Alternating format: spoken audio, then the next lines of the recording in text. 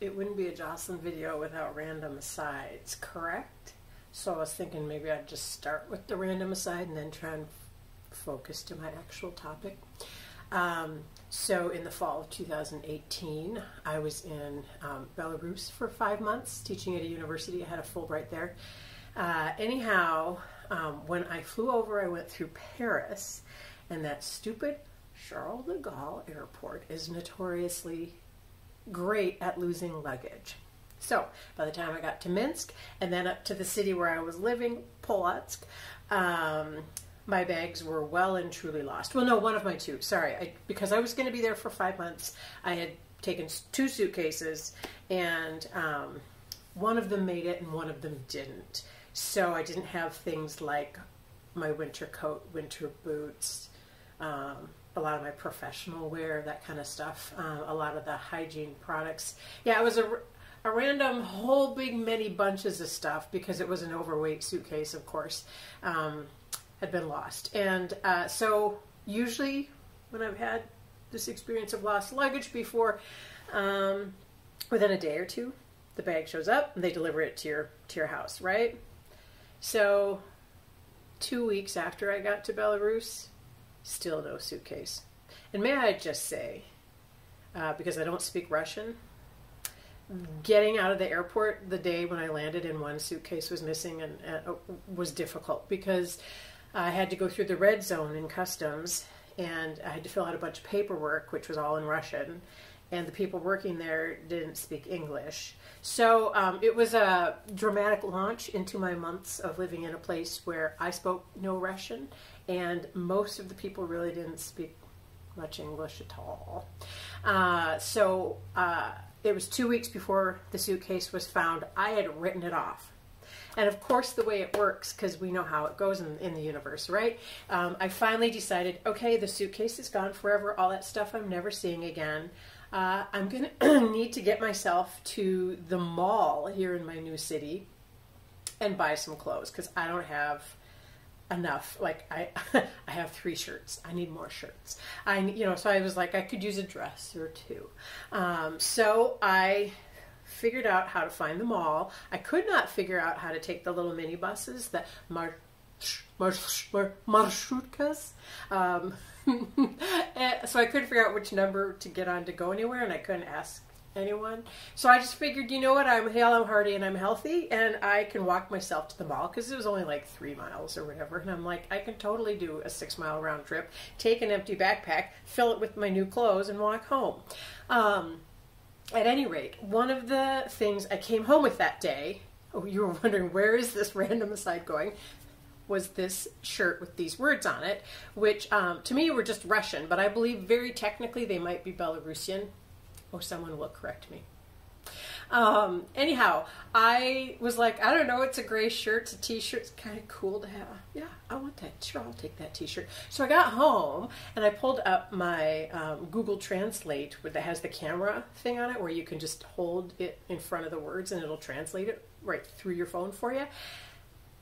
And y'all, I learned that according to Google Translate, my new t-shirt said, what I love, I rape.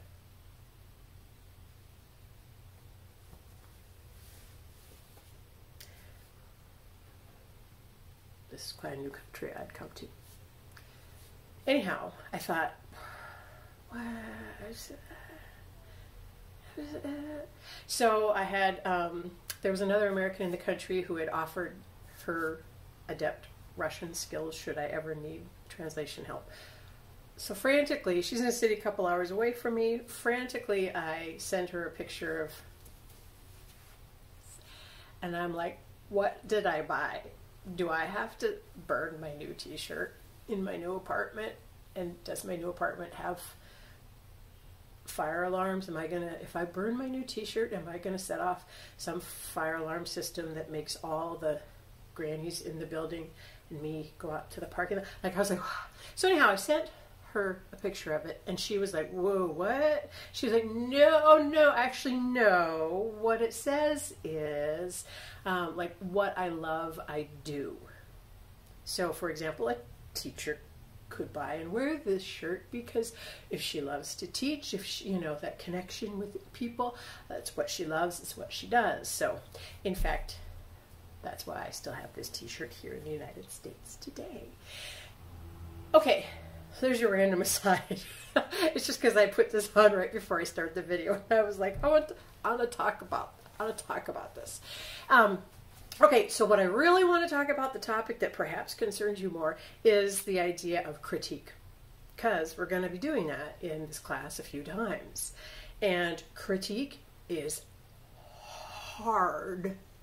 It's hard because you're stepping into emotional minefield sometimes when people have written something and poured themselves into something. You know this. You feel vulnerable. It's like scary to either hit publish or submit it, or to know someone else is going to read this thing when you're like, either you revealed things that make you nervous, maybe you're just not sure the work itself is that great. So it's kind of a fraught experience to open up your writing to other people's eyes. And so then when you, in a class situation, are asked to do critique, it's also emotional because you're thinking, okay, I know that I feel a little raw about my own writing, and now I'm supposed to respond to someone else's writing. I don't want to piss them off. I don't want to make them cry. So you want to be helpful, but sometimes it's also hard to see anything that needs changing. I mean, you sort of read something and you're like, yeah, it was good. Well, so that's not actually helpful. So how do you manage to find suggestions for improvement without dismantling someone's self-esteem? It's a very thin line you get to walk when you are doing a critique. I think for this class, I would like to assure all of us that we can trust each other. We're all equally vulnerable here, and we're all equally, I hope, adults who understand that the purpose here is not to be a jerk, it's not to be cruel, obviously, but that any suggestions you make and any suggestions you receive are happening in good faith. And so sometimes, you can read something where it's a suggestion, you think, what? And in fact, you could read it, if you have an emotional reaction to a suggestion, just kind of step back for a second to think, okay, so what did this guy actually mean? Oh, okay, he just typed it in a way that felt a little insulting, but he didn't mean it that way. So calm yourself as you receive your feedback, and also be really careful as you are giving feedback to try and sound, you don't have to just sound positive, but to try and, make it clear, simply trying to help. So we're going to just function on that in this class, okay? That understanding that everybody's trying to do well by everybody else.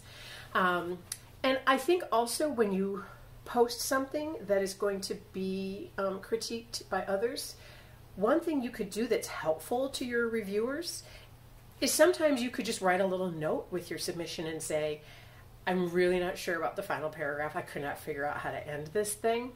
Or, as a rule, I'd say I'm not that great with dialogue because it always sounds really stilted and manufactured. So if you have suggestions for how to make it sound more natural. So if you kind of highlight some things that you yourself as the writer have struggled with, then that gives some good direction to your reviewers. And it sort of opens the door for them to address those things specifically. But of course, anything else. So if you want to give a little note of kind of here's some areas I'm not so sure about, that's a good way to kind of lead your reviewers into their critique of your work.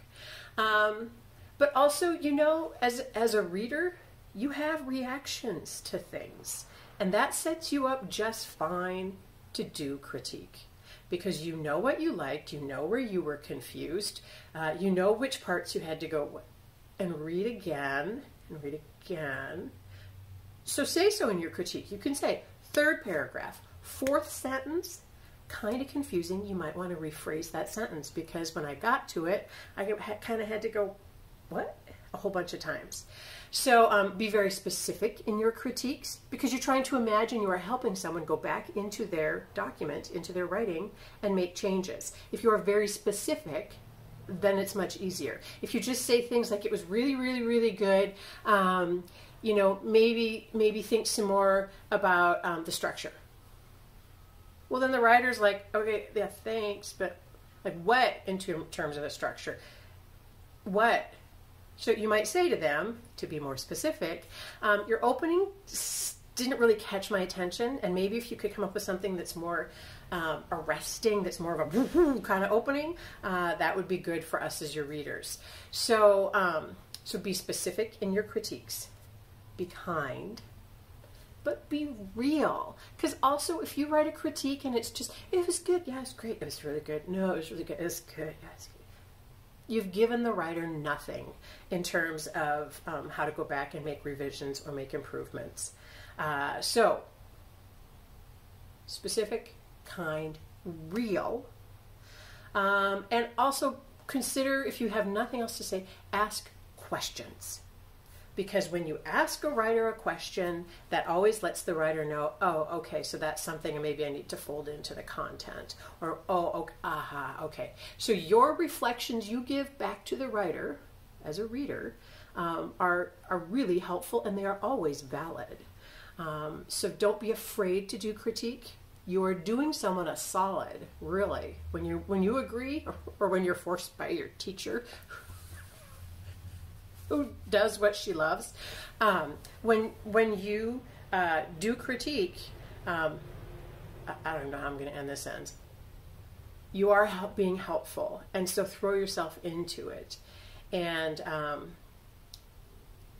remember always in life, when you're not doing critique, which I'm sure you kind of hate, to just do what you love.